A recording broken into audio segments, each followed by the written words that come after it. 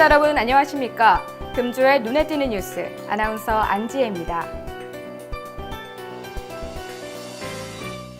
상장 주식 100대 보호를 보유한 주식의 가치가 올 한 해 동안 25조 원이나 줄어든 것으로 나타났습니다.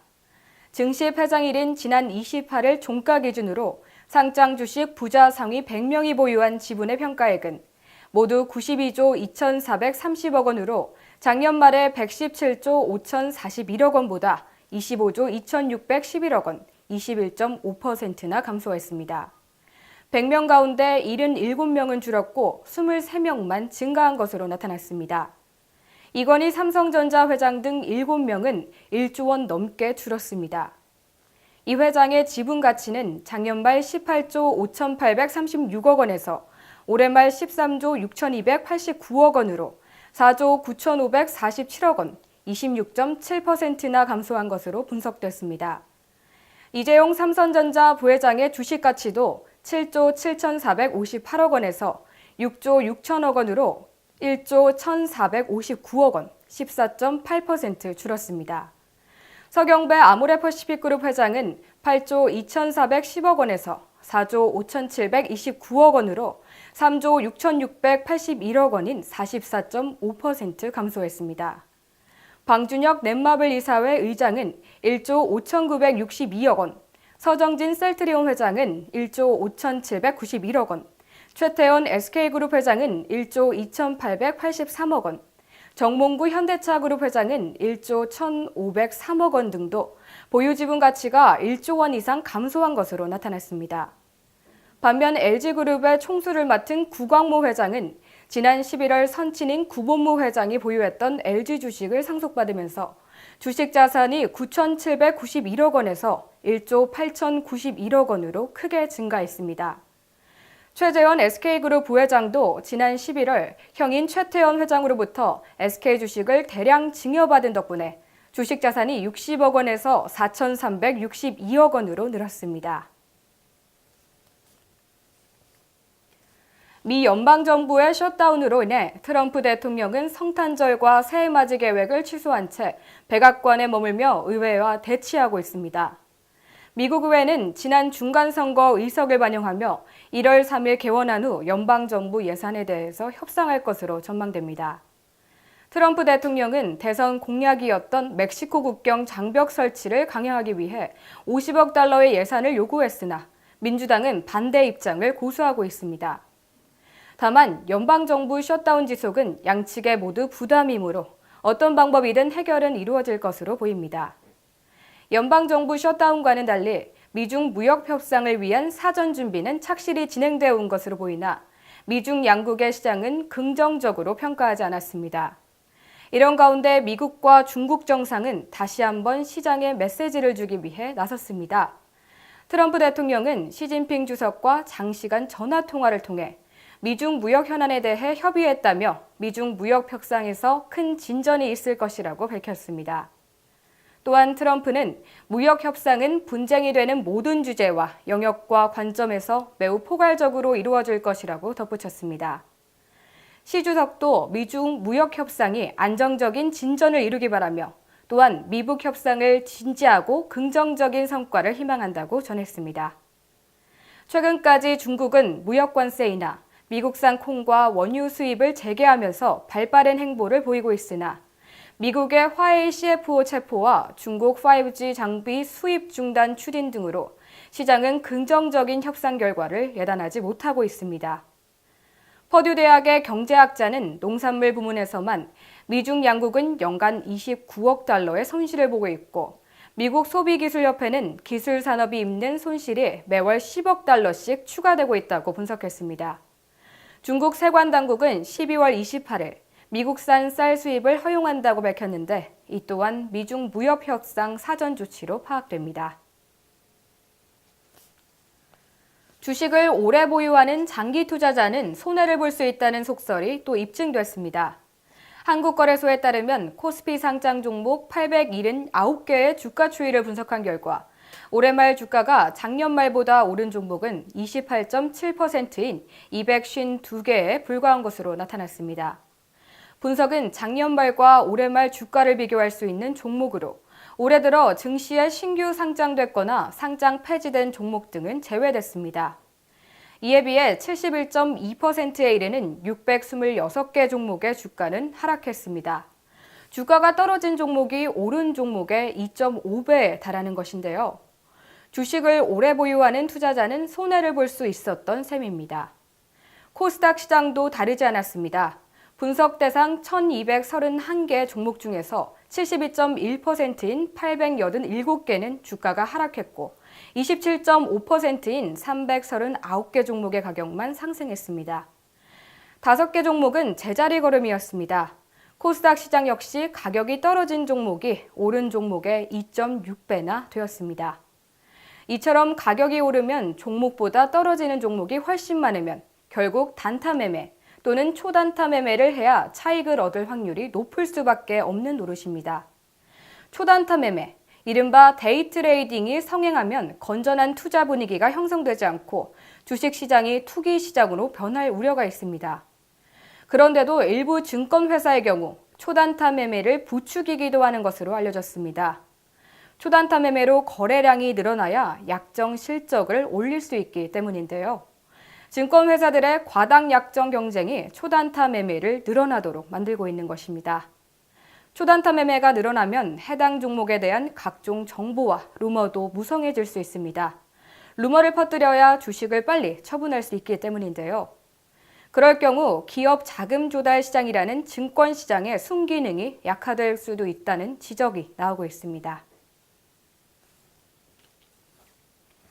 현대자동차가 자동차 시동을 거는 열쇠를 대체하는 지문인식 기술을 개발하고 있습니다. 현대차는 중국에서 판매하는 산타페에 지문인식 기술을 장착해 자동차 문을 열거나 시동을 걸 수 있도록 했습니다. 이에 따라 자동차 열쇠는 일반 전화만큼 쓸모가 없어졌는데요. 운전자가 산타페의 생체 인식 센서 하나에 손을 대면 좌석 위치와 측면 미러를 운전자가 원하는 위치로 조정할 수 있습니다. 볼보 자동차는 스마트폰 앱을 자동차 열쇠로 사용하도록 하고 전자열쇠는 옵션으로 제공하고 있습니다. 스마트폰을 든 운전자가 자동차에 근접하면 블루투스를 통해 자동차를 연결해 문을 열고 운전자가 운전석에 손을 얹으면 자동으로 문을 닫게 합니다. BMW도 재설계한 2019년식 3 시리즈에 비슷한 기술을 적용했는데 차이점은 최대 5명의 운전자가 앱을 공유할 수 있습니다. BMW 7 시리즈 세단에서 운전자가 기능을 마음대로 조절할 수 있는 해주는 디스플레이 채용한 대형 전자열쇠를 채택했습니다. 제규어는 이페이스 SUV에서 NFC 칩이 내장된 방수 손목 밴드형 액티비티 키를 제공합니다. 제규어 측은 수영을 하거나 하이킹을 할 때 차량 열쇠를 소지할 필요가 없다고 주장합니다. 문제는 스마트폰 배터리가 방전되거나 다른 시스템이 고장날 때인데요. 이런 경우 문을 열 재래식 열쇠가 다시 필요합니다. 이런 불편함을 해결하는 게 바로 현대차의 생체 인식 센서입니다. 생체 인식 센서가 차량에 장착되어 있는 만큼 굳이 열쇠를 들고 다니거나 착용할 필요가 없는데요. 물론 넘어야 할 산은 있습니다. 현대차는 5만 번에 한 번꼴로 오작동할 만큼 정밀하다고 주장하고 있습니다. 애플이 올해 내놓은 세계 최고가 휴대폰인 아이폰 XS 맥스가 폭발했습니다. 미국 오하이오주의 조시 힐라드라는 이름의 이 남성은 아이폰 XS 맥스 구입 3주 만에 폭발해 크게 놀란 것은 물론 신체적 상해까지 입은 것으로 알려졌습니다. 하지만 이 남자가 애플 담당자에게 연락했을 때 애플이 이 불행한 사태 해결을 위해 제안한 유일한 구제책은 새로운 아이폰 XS 맥스를 주겠다는 것뿐이었는데요. 힐라드는 자신의 비싼 아이폰 XS 맥스를 바지 뒷주머니에 넣어두었는데 갑자기 많은 열과 함께 녹색과 노란색 연기가 나오기 시작했다고 주장했습니다. 그는 여성 동료와 함께 있었던 휴식 공간에서 사태가 발생해 바지를 벗는 것이 불편했고 이에 자신의 옷과 신을 벗을 보다 개인적인 공간을 찾아야만 했다고 말했습니다. 폭발한 휴대폰의 상태는 완전히 화재로 바뀌어버렸고 다행히도 빨리 꺼졌습니다. 그러나 완전히 파괴된 아이폰 XS 맥스의 주인 힐라드는 화재를 처음 알았을 때부터 바지를 벗고 전화기를 바지 주머니에서 꺼내는 사이에 흡입한 많은 양의 연기에 대해 불만스럽다고 말했습니다. 힐라데는 사고를 인해 개인적으로 겪은 심리적 트라우마와 휴대폰 손해 등을 여러 고객 서비스 부서 및 안전부서 전문가들과 얘기해본 결과를 바탕으로 법적 조치를 고려 중인 것으로 알려졌습니다. 국토지리정보원은 2019년 기해년 돼지해를 맞아 전국 지명을 분석한 결과 이처럼 돼지와 관련돼 고시된 지명이 총 112개라고 밝혔습니다. 지역별로는 전남이 27개로 가장 많았고 이어 경남 21개, 전북 16개, 경북 13개 등의 순이었습니다. 지리정보원은 대부분 남쪽 지역에 풍요로운 곡창지대가 있는 곳이라며 상대적으로 먹거리가 풍부한 지역에서 가축으로 돼지를 많이 길러 주변 지명에 돼지가 자주 사용된 것으로 추측된다고 설명했습니다.